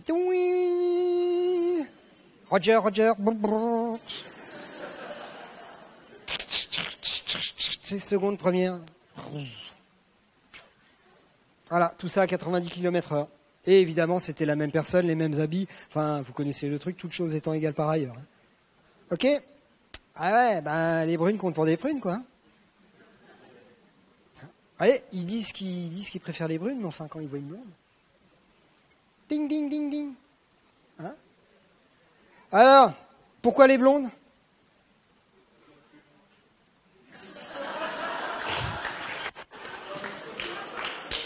Ah ouais. Ouais. Qu'est-ce que tu vois, chérie? Ouais, c'est pas mal. Alors en fait, qu'est-ce qui se passe? Qu'est-ce qui se passe quand on retouche numériquement les photos d'une femme en blond, châtain, brun? Hein? Il n'y avait pas roux d'ailleurs. D'ailleurs, quel est le pays où il y a le plus de roux? La densité?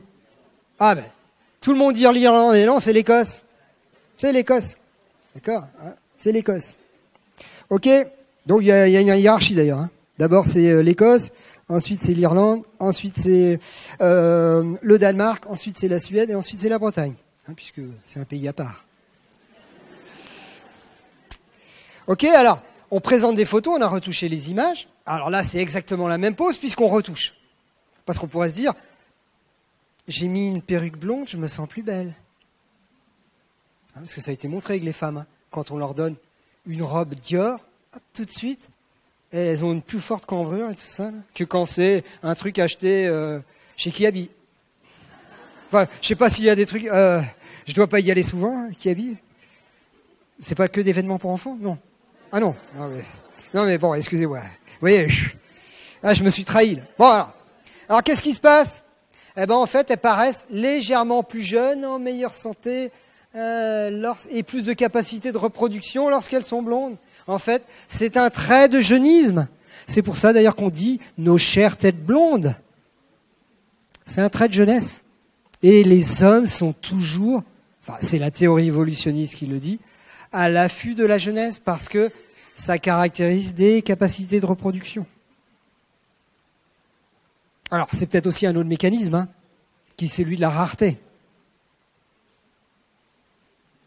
Ah ouais, posséder un modèle rare.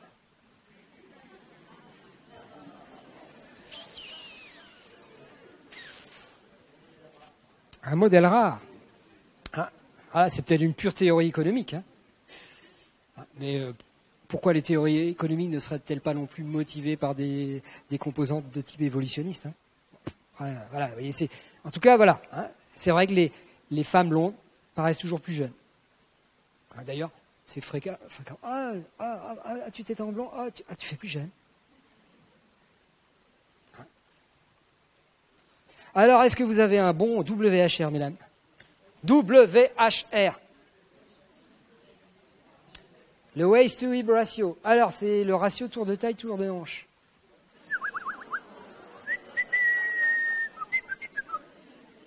Ah, je le connais bien. Alors, j'espère que vous avez 0,72. Hein. Faudra vérifier ce soir. Alors, l'idéal, c'est voilà, 0,70, 0,72. Hein, pour information, moi qui suis guitariste, c'est exactement le format des guitares jumbo. Hein, c'est des guitares avec une forte caisse. Et d'ailleurs, hein, tu confirmeras que c'est la guitare sur laquelle je préfère jouer.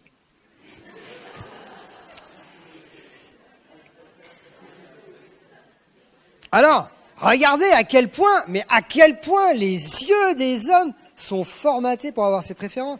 Parce qu'on a retouché des images, donc c'était des belles femmes en tenue sexy. On a foutu le paquet quand même. On a déjà saturé le modèle, si vous me permettez l'expression. Et on a juste retouché le WHR, le ratio tour de taille, tour de hanche. Hein, et puis, il y avait 0,70 à 0,75. Donc ça fait des différences assez infimes. Hein, c'est pas du 2, hein. C'est un triangle. D'accord? Non, non, non, non, non, non, non. Eh, oh, oh, oh, oh. D'accord? C'est subtil. Et puis on faisait évaluer l'attrait. Tchac. Tchac, tchac, tchac, tchac, tchac. Ils sont sensibles à ça, alors que la variabilité est forte. Pourquoi?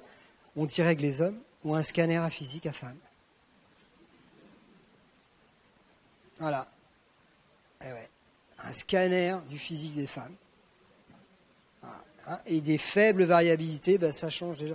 Alors, sachez, mesdames, et puis messieurs aussi, hein, que c'est pas le WHR, c'est pas simplement pour rire ici ce soir. Hein. C'est une composante importante, hein, par exemple dans la fertilité des femmes. La fertilité des femmes est liée à une bonne répartition de la masse graisseuse, hein, qui se stocke d'ailleurs beaucoup à cet endroit-là. Chez les hommes, ça stocke ailleurs. Ça se voit surtout de profil. Eh bien, il y a des femmes qui ont des difficultés à avoir des enfants et le WHR y participe. Hein. Les femmes les plus fertiles, les plus fécondes, sont également celles qui ont le fameux WHR de 0,72. C'est comme, voilà. Qu'est-ce que tu fais? Je cherche la fertilité maximum. Tic, tic, tic. Alors, machin divisé égale... Oh, 0,72! Mademoiselle, mademoiselle! Est-ce que vous croyez qu'il existe une réalité sociale? Et voilà. Indépendamment, voilà. Vous voyez le truc?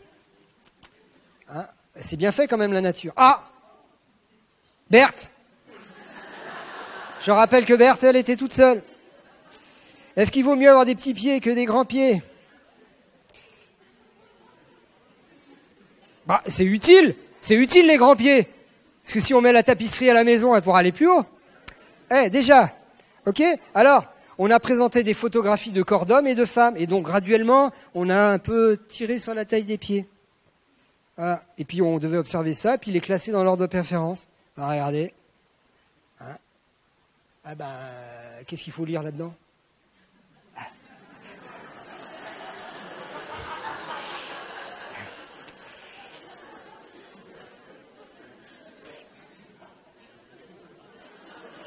Oui! C'était la taille des pieds en pouces. Vous voyez, plus c'est petit, plus c'est trouvé attrayant. Oh là là, il a mesuré des tailles de pieds en pouces.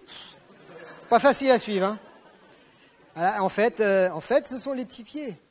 Ce sont les petits pieds qui plaisent davantage. Et d'ailleurs, c'est certainement... Hein, ça plaît.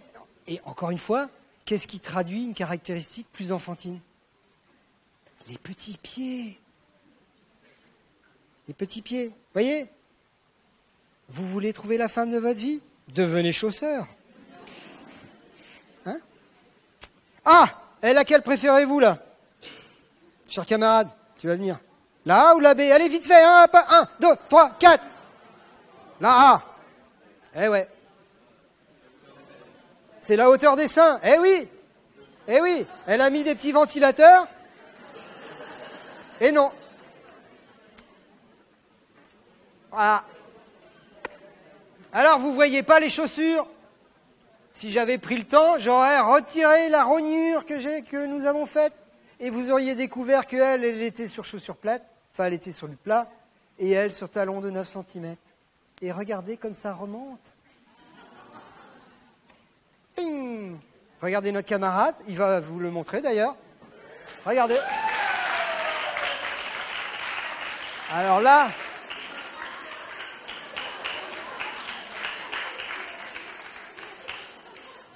Vous avez les poils en plus. C'est le bonus.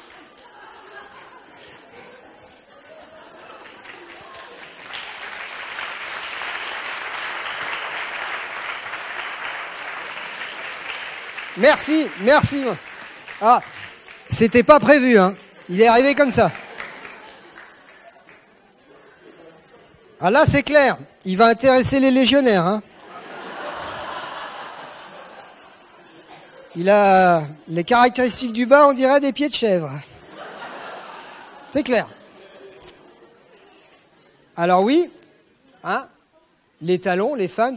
Hein, quelle est la femme qui ne possède pas ici de chaussures à talons? En tout cas, quand on a interrogé nos étudiantes, et surtout nos étudiantes en commerce, hein, qui savent que l'apparence est très importante, et qui d'ailleurs sont souvent nettement plus jolies, hein, c'est des filières où elles prennent bien soin... C'est vrai, c'est vrai. Et d'ailleurs, les garçons, on les voit les regarder. Hein. Ils se trahissent. Hein. Surtout à l'IUT, parce qu'ils passent devant le département d'informatique. Hein, oui, oui, tout à fait. Alors, mais c'est vrai, les hommes, en fait, se montrent plus sympathiques envers des femmes à talons. Cette année, d'ailleurs, hein, quand j'ai fait ces diapos, je les ai faites déjà il y a longtemps, mais cette année, on l'a refait. On l'a refait sur un passage clouté. Là, les mêmes jeunes filles, avec ou sans talons, plus d'hommes s'arrêtent. Et ils restent. Ils mettent plus de temps, en plus, après à redémarrer. Parce que, et je pense que c'est toute cette cambrure et cette démarche. Alors, il faut savoir que, regardez, même la démarche en talons, modélisée par des points lumineux, c'est une étude canadienne où on a mis des capteurs, vous savez, pour repérer les mouvements. D'ailleurs, ça sert à améliorer les gestes de certains sportifs, par exemple les tennisman. Et puis, on met des petits capteurs. Et ensuite, on présente aux gens uniquement les photos de ces points lumineux. Et on leur demande de juger le caractère sexy des points lumineux qui se baladent. Et alors, selon le cas, la jeune femme qui a été prise avec ses capteurs, elle avait ou pas des talons. Eh ben, ils ont trouvé que c'était plus sexy. Ces simples points lumineux, vous voyez, les points lumineux sont déjà rendus plus sexy. Alors, vous imaginez la réalité dans la rue, comment elle passe, qu'elle veut traverser le passage clouté, hein, sur la place Gambetta. Hein, ok. Voilà. Et d'ailleurs, nos camarades au laboratoire, on a profité de la journée porte ouverte pour tester ça. Eh bien, une femme en talons, présentée par photo, la même jeune femme que vous avez vue là, eh bien, ils les regardent plus longuement. Ils ont les deux photos, ils regardent plus longuement celle qui était sur talons. Encore une fois, tout ça c'est guidé. Hop, les petits muscles oculomoteurs là, qui font bouger nos yeux dans tous les sens, eh ben, ils sont pilotés par des choses dont on a hérité. Voilà, même si voilà, vous allez dire, Nicolas Guéguin est encore en train de dire, les femmes, c'est plutôt instrumentalisé, mais oui, mais les hommes ont ce comportement, hein, ce réflexe de focalisation sur le physique. C'est peut-être pas bien, je suis pas là pour en parler en termes de morale, mais c'est ce qu'on constate. D'accord ? Il y a cette focalisation intentionnelle. Ah !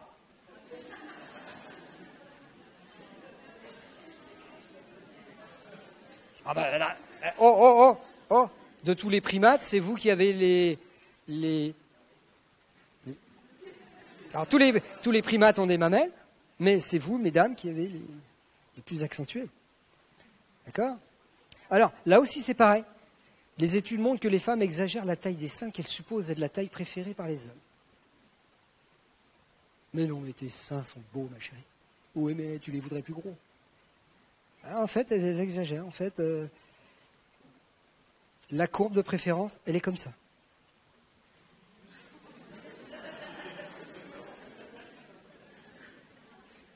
Voilà. Alors, on revient à la presqu'île de Rhuys.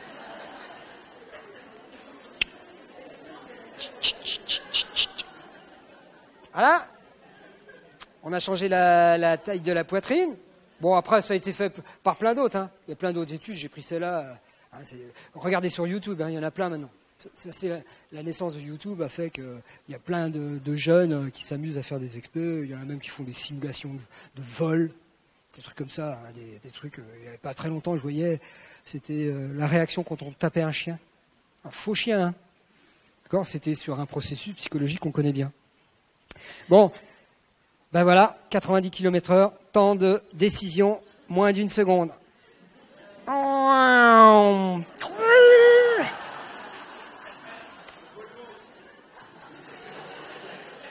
Eh ouais, on n'est pas myope. Alors surtout en plus comme on fait du stop comme ça, c'est quand même étrange. Parce que si ça avait été comme ça, mais on fait pas du stop comme ça. Parce que là ça fait, eh ben même là, vous voyez, même là ça suffit. Voilà. Évidemment, ça n'a marché que sur les hommes. Quand on a vu le taux d'arrêt des femmes, aucun impact de la taille de la poitrine de l'autostoppeuse. Je vous dis, nous, vous êtes programmés à vous focaliser sur les caractéristiques physiques. Voilà. Et les femmes, c'est sur d'autres attributs.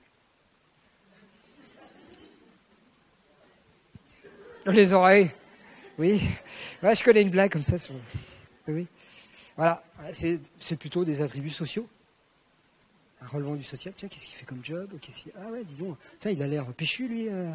Ah, il a un sacré mental.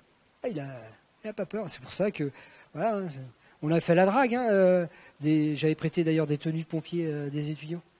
Normalement, ils n'ont pas le droit de les porter, hein, s'ils ne sont pas eux-mêmes pompiers. Mais bah, tout de suite, ça plaisait davantage. Pourquoi? Parce que c'est une caractéristique de courage et de dévouement. Et puis voilà, ça, vous changez la perception que vous avez. Elles sont... Voilà, on n'a pas les mêmes analyses, on ne se focalise pas sur les mêmes traits. Voilà, alors on avait fait ça pareil, vous voyez, ici, pas sur des terrasses de café, là c'était à Aix-en-Provence, dans des discothèques, c'est pareil, voilà. C'est le nombre de garçons qui viennent en un temps donné les aborder.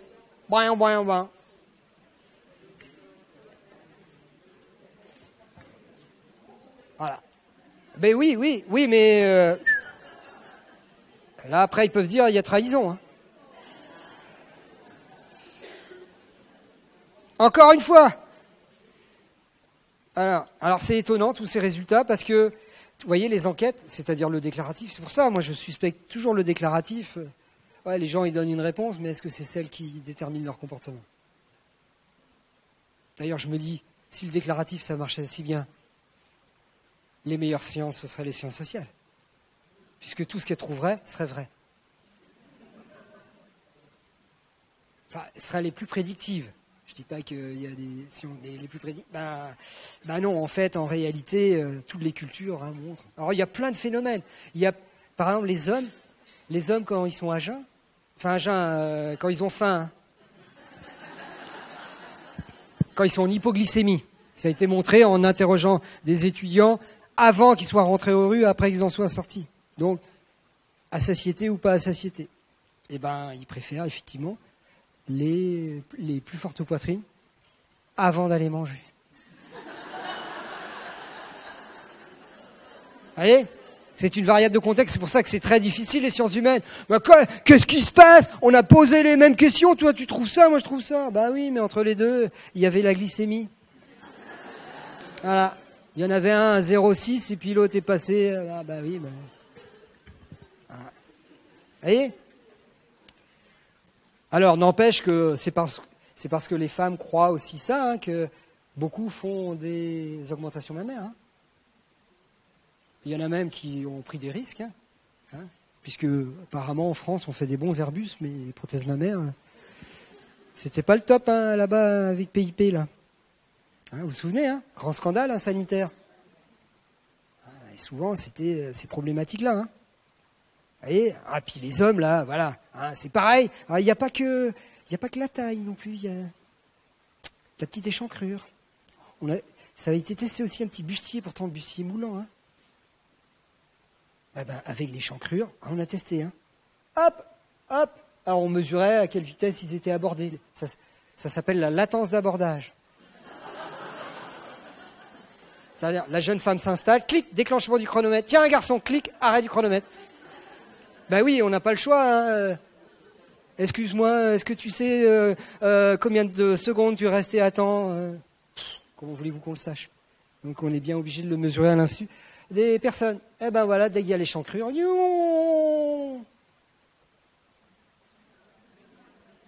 ils arrivent plus vite. Au galop, comme dira l'autre. Eh ouais. Voilà, focalisation sur le physique. Focalisation sur le physique.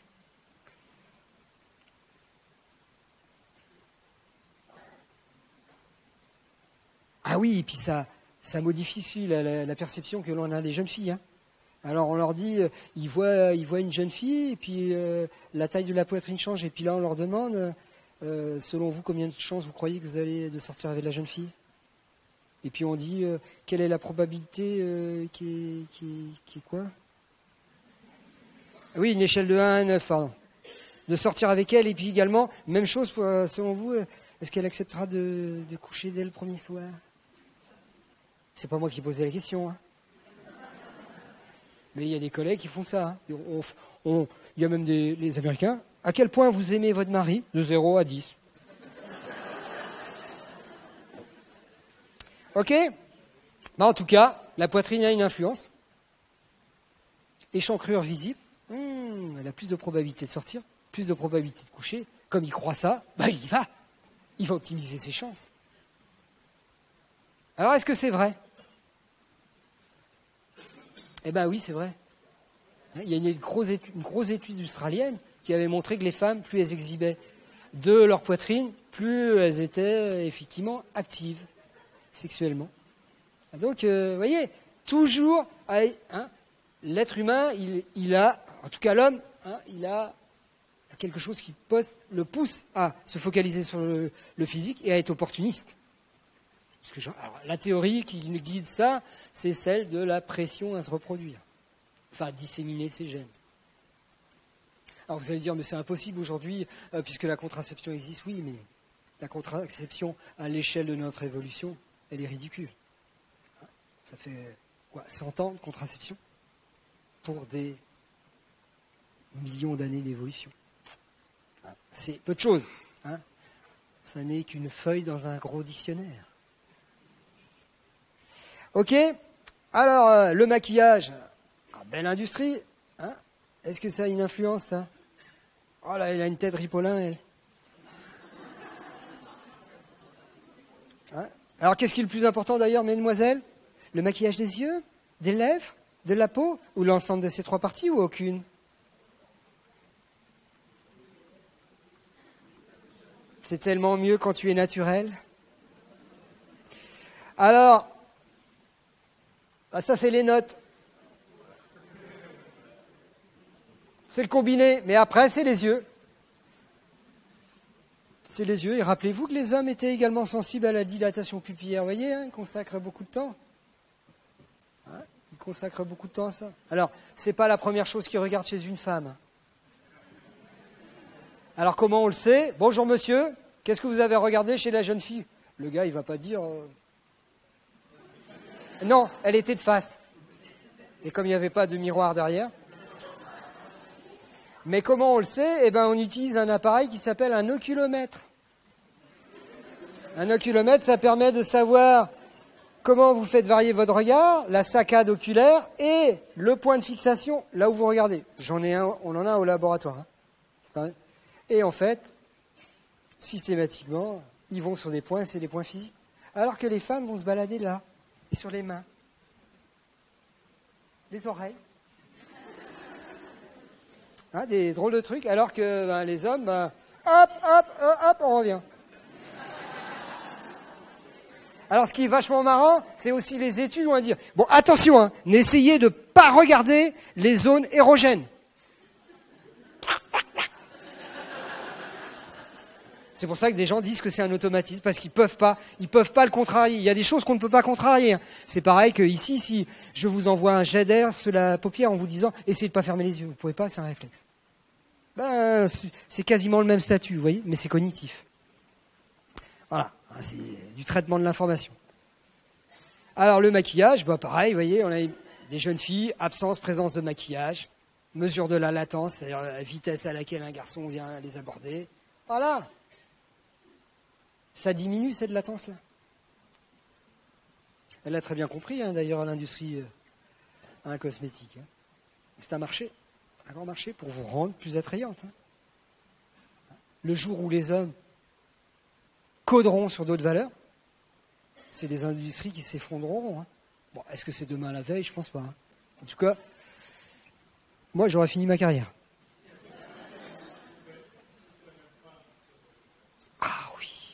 Ah oui. Je dis pas, je précise pas la méthodologie, mais c'est toute chose étant égale par ailleurs. Oui. C'est comme les autostoppeuses, vous pouvez pas la changer. Même habit, même tout reste constant, sauf d'ailleurs la couleur des vêtements. J'ai vu rouge. Alors là, il y a un collègue, Elliot. Mon collègue Elliot, là, à une université américaine, il a présenté des photographies d'hommes et de femmes en t-shirt colorisé, rouge, gris, noir, blanc. Et puis, on faisait évaluer le caractère, l'attrait physique et le caractère sexy de la personne. Toujours pareil, avec des échelles, des notes. Bon, voilà. Le rouge est uniquement lorsqu'il est porté par des femmes et uniquement lorsque les évaluateurs sont des hommes. Conduit les hommes à les évaluer comme plus jolis, plus sexy, plus entreprenante, plus. Si affinité.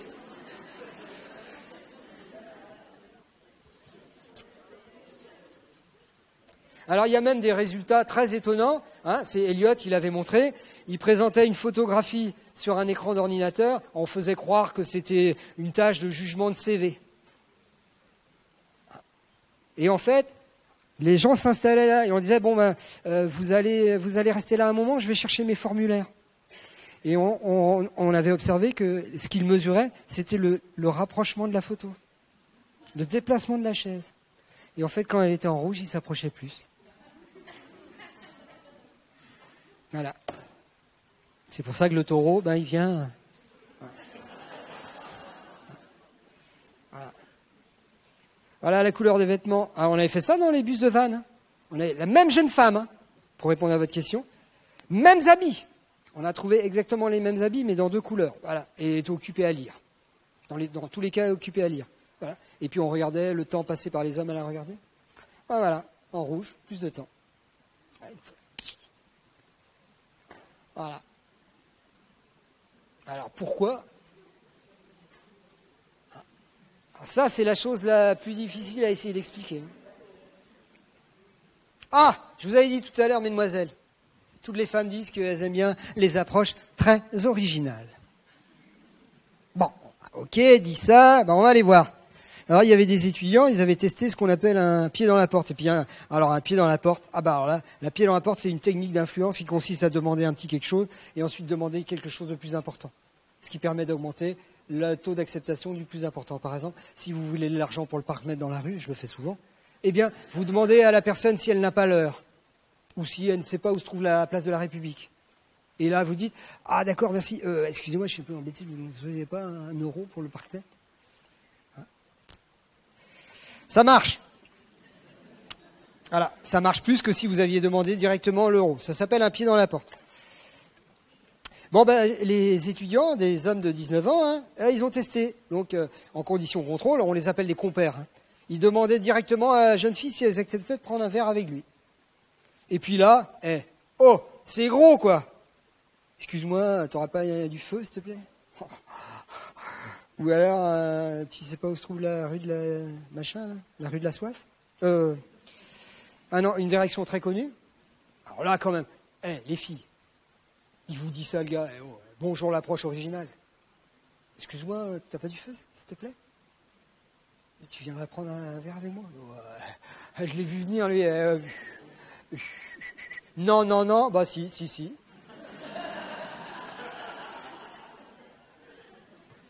C'est parce que vous avez démarré une petite interaction. Et puis peut-être que vous trouvez ça charmant d'utiliser cette méthode qui est un peu ridicule. C'est un peu ridicule, mais c'est tellement charmant. Et si c'est charmant, on donne le numéro. Enfin, on va prendre le verre. Ah, qui se ressemble, ça semble. Est-ce vrai ? Oh là là là là.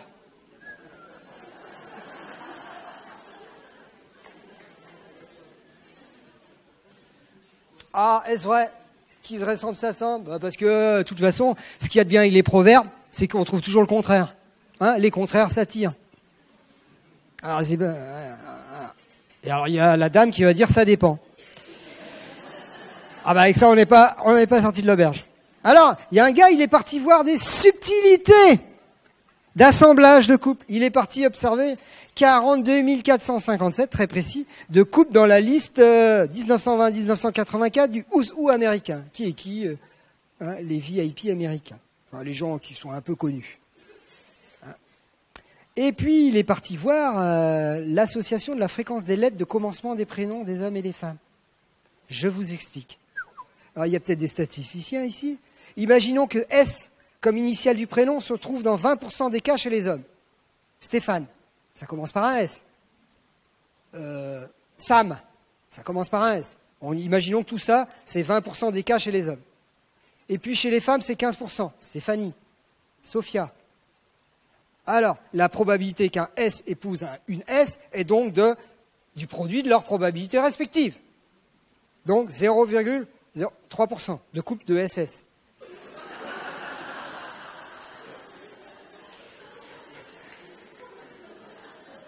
Suivez mon raisonnement. Alors si c'est 3%, c'est-à-dire, je passais, on ne sait plus, on devrait avoir 3%. C'est le hasard. Alors on sait bien qu'en matière de prénom, il n'y a pas un hasard. Hein? Par exemple, dans ma génération, les Nicolas et les Nathalie, ben, il y en avait plein. Alors, mais on peut calculer la probabilité qu'ils aillent ensemble. Et en fait, elle est supérieure à la moyenne. Vous savez pourquoi? Parce que c'était dans les mêmes milieux sociaux qu'on donnait les Nicolas et les Nathalie. Et comme il y a un appariement par milieux sociaux, en fait, c'est ça qui trahit. Alors ça a été fait, là, c'est...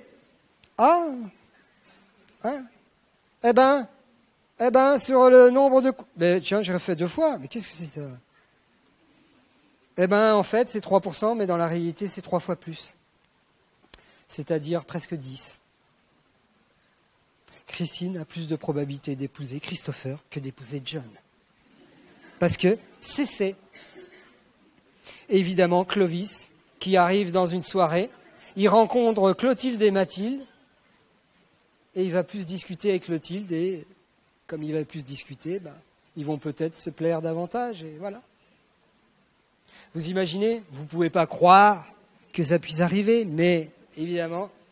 Hein, attends, il y a une fille, oh, viens là, il n'y a pas une fille qui commence par N là ce soir? Non, mais bon, j'ai ma chèvre dans le jardin, elle s'appelle Noémie. Bon, bah, tu vas aller taper la discute, alors. Oui, bon, bah, oui. Hein, bah, évidemment, c'est pas réfléchi comme ça, mais en fait, Clovis, Clotilde, ah, bah oui. Les Clo sont ensemble. Et en fait, parce que, ça nous rappelle quelque chose. Hein, les gens aiment bien les gens qui ont les mêmes caractéristiques. D'ailleurs, les Bretons connaissent tout ça. On a fait l'étude il n'y a pas longtemps. C'était à Lorient, c'était là, il y a 15 jours. Les étudiants, ils ont fait exprès, vous savez, on peut changer le département, hein, on va rajouter le petit machin autocollant. Et puis, donc, c'était un 56 qui démarrait pas dans les feux rouges qui venaient de passer au vert à Lorient. Alors, on mesurait la latence de réaction. Ah bah, quand c'était un 29, c'était plus rapide, hein. C'est le même phénomène. Voilà. Alors, rassurez-vous, quand ils vont tous aller en vacances dans les Pyrénées, ouais, le Breton du 29, salut, moi, c'est... Là, il va y avoir d'autres mécanismes de groupe qui vont se restructurer. Mais, c'est un peu pareil pour les prénoms. D'ailleurs, même pour les marques, c'est pareil. Ça a été montré.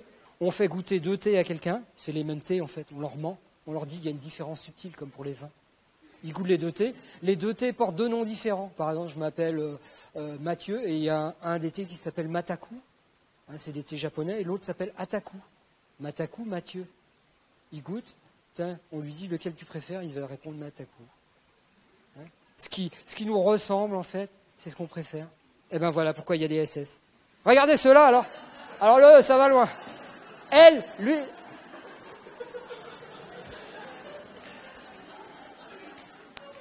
Alors eux, ils ont poussé l'assemblage. Je vous dis pas les petits, hein.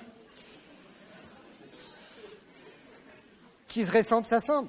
Et d'ailleurs, les études ont montré, vous savez, et c'est d'ailleurs par ce mécanisme qu'on retrouve les couples. Quand on mélange des hommes, des photos d'hommes et de femmes appartenant à des couples, vous vous souvenez, quand j'étais tout à l'heure là. Excusez-moi. Ouais, là. Voilà, les couples. Bon, vous coupez tout ça, vous mélangez. Allez, essayez de retrouver qui était avec qui. Eh bien, les gens parviennent mieux qu'un appareillement par le hasard. Donc vous êtes capable de décoder. Et ils y arrivent d'autant plus que c'est des couples qui sont depuis longtemps. Vous ressemblez pas à vos mecs? Rassurez-vous, ça va arriver.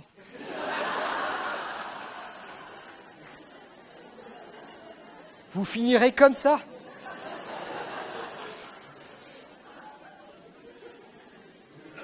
Voilà. Donc je vais arrêter là. Je pourrais en faire des milliers, décliner des milliers sur la séduction. Il y a beaucoup de travaux. Il y a même des revues consacrées à ça. Vous voyez, moi j'ai essayé de faire un peu le tour de tout ce qui participe au jugement de la beauté, à la perception des qualités humaines chez l'autre. Voilà. Tout cela participe à la séduction. C'est pour ça que c'est tellement confus, il y a tellement de choses qu'on peut dire que c'est le hasard. Mais derrière cette confusion, on peut y décortiquer un certain nombre de choses. Il y a plein de paramètres. sachant que les paramètres les plus puissants sont quand même les paramètres sociologiques. L'intra-communauté, c'est fort. Voilà. Surtout, par exemple, dans un pays comme le nôtre, qui est très cloisonné, qui a une grande histoire. Ça aussi, ça participe à ça, au cloisonnement. C'est pour ça que c'est difficile d'avoir cette mobilité sociologique. Mais voilà. Mais vous voyez, c'est pas parce que ça paraît complexe que je vous rappelle, moi, je vous ai dit, c'est pas ma spécialité nécessairement en recherche. C'est le paradoxe d'ailleurs. J'ai publié quelques trucs sur la séduction, trucs sur les talons. Les journalistes, ils m'appellent toujours pour ça. Alors que quand j'ai fait des trucs sur le don du sang, le don d'organes, tout le monde s'en fout. Alors que c'est collectivement plus important, mais bon, voilà, c'est comme ça. Vous voyez bien, ça prouve bien qu'ils ont un intérêt pour ça. D'ailleurs, là, avec l'été qui arrive, bah oui, il y a des périodes. L'été et la séduction. Voilà. J'espère que vous avez été quelques-unes à être séduites. Voilà, j'ai...